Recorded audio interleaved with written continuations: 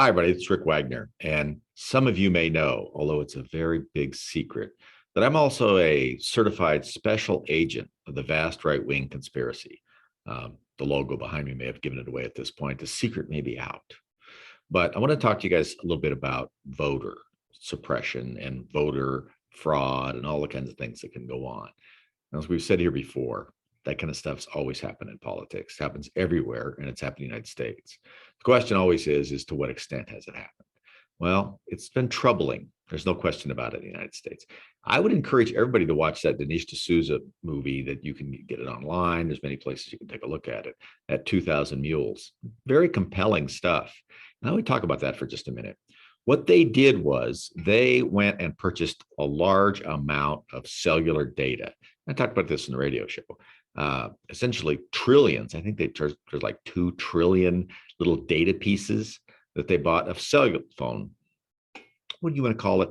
It's the communication between your cell phone and antenna, and it is discrete. Your cell phone has a little number associated with it, and nobody else has it. It's like a fingerprint, and it goes every so often to the nearest cell phone tower and says, "Here I am, here I am, here I am." If a call comes in, I'm right here. They're so excited to get a call. It just wants everybody to know. And as it moves around different cell phone towers that are closer, it goes to them and tells them, "Here I am, here I am." So when you track that data, you can see all these different cell phones moving around. Now, they're not identifiable. You don't have to worry about that, at least not yet, at least as far as we know. I'd like to check on that, actually. But to regular people, they're not identifiable. But you can see if individual phones, whoever owns them, you don't know, are moving around.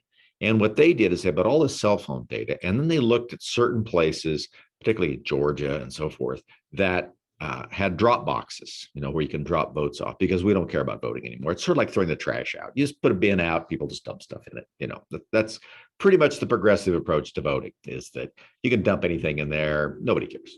But so then they wanted to know if any more of these different cell phones were visiting these places more than once. And they used a computer program to go that and locate all of these identifiable little cell phone signatures that were going by more than once to these drop-off locations. And after they did that, they analyzed all this, they found out that, my gosh, there were a number of cell phones that kept going back again and again during the voting period, because of course we don't have a voting day anymore. There's no such thing as election day. There's election month, or election 6 weeks, or election up to the election, and then 3 or 4 days after the election, and then there's the time for more counting, and then more votes can be found floating in a lake or something. So election day is it's a very old concept now. We don't have that anymore. But they did find that there was an awful lot of cars that had the same cell phone in them that were going to these places again and again over a period of days. And then they went and found video from some of these places. Some places, and what a waste of time this is. I mean, since we don't care about voting and integrity anymore, some places actually put cameras up to see what was happening there. So they looked at the camera data that coincided with the time these cars were going by. And they saw the same people going by again and again, stuffing envelopes, we assume they're ballots, into these ballot boxes. And in the states that they recorded this in, there's not ballot harvesting. That's illegal. If there's more than one of those things are a ballot, that's illegal. And you can look at some of them actually close enough to see that, sure enough, they're all ballots. And it's the same people visiting again and again. And some of them went many times to different drop boxes. I mean, this is a way to try to be clever. Instead of just going in and taking like a suitcase full of ballots and putting them in one drop box, they'd come in and put a couple of hands full in one, then go to another one and another one and another one. And by doing that, I guess they hope to throw off suspicion. But when you look at it, it's very troubling. And if you're in a state, we're in Colorado here, or for gosh sakes, you're in California, it's legal to do ballot harvesting. I can't understand why. What does it get you? I mean, what's the message there? You could mail it. I mean, for gosh sakes, everybody can mail anything anymore. And if you can't do that, I mean, someone can mail it for you. Why do they have to harvest ballots? I mean, by that, I mean, they can take it and put it in the mailbox for you. They don't need to take it in and stuff a ballot box in there. I wonder why that is. Let's think about that for a minute. Okay, I have an answer. You can think of your own. I bet it's the same. So if we're going to do that in Colorado, you can take 10. Now, to me, that's just ridiculous because what does that mean? So I can take 10 and drop it in a ballot box. And then how does anybody get to know if I just get 10 more and drop those in a ballot box? So if somebody were to actually stop me at the box and say, how many ballots you have there?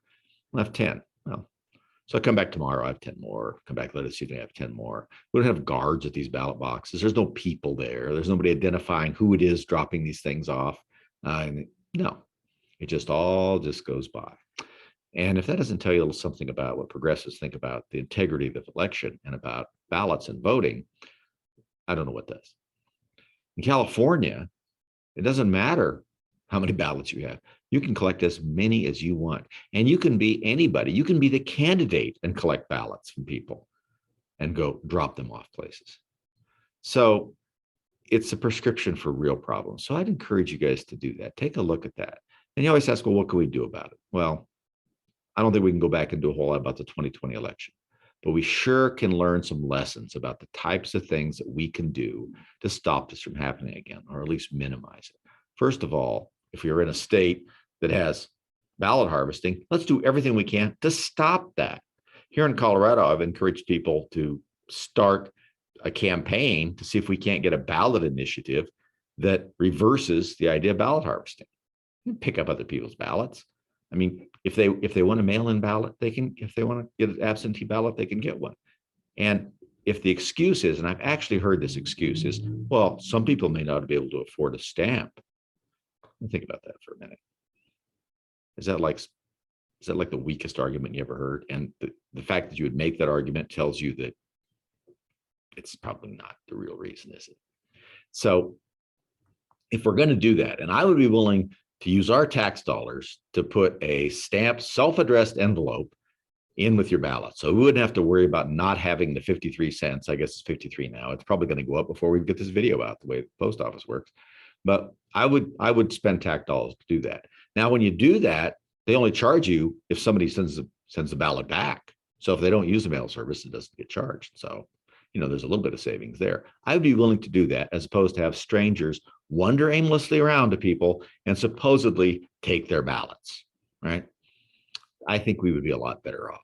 And if the legislature here in Colorado isn't going to do it, and they're not going to do it, trust me, and the goofy Secretary of State we have who needs to find an exit and then, get out of it as quickly as possible, will never do it. So the people are going to have to do it. California, Lord knows what can happen. If you're watching this, California, please, just keep trying to take little bits and pieces of your state back. You've been kind of successful last time. You can do it again. And what's interesting in these states like California in particular is they complained about these things, but they didn't use them, right? This last election, they started using them. They started picking ballots up. They started going to drop boxes and making sure that people voted and all the kinds of things that the progressives were doing, minus the funny business. And they started having real success too. So, if you have to do that, do it. In the meantime, we got to get rid of it. If somebody can't, put a little effort into voting, then what do they know about it to begin with? What kind of time are they taking? Why do you want those? I would say that you should watch Phil Donahue and William F. Buckley. There's a clip, it floats around on the internet. They're from, I think he was on twice with Phil Donahue, big liberal talk show host back in the 80s. And I think 90s, he was even not still on. And he had William F. Buckley Jr. on, and he asked them about why more people couldn't vote. And even then it was starting to be this way, everybody should be able to vote by just looking at a ballot, And he asked William F. Buckley, why do you not think that it ought to be, all these different ways to vote? And Buckley's answer was great. He said, I don't know. Why do you want dumb votes? And that's something to think about too. You'd like to think about people that are voting actually think about it before they vote.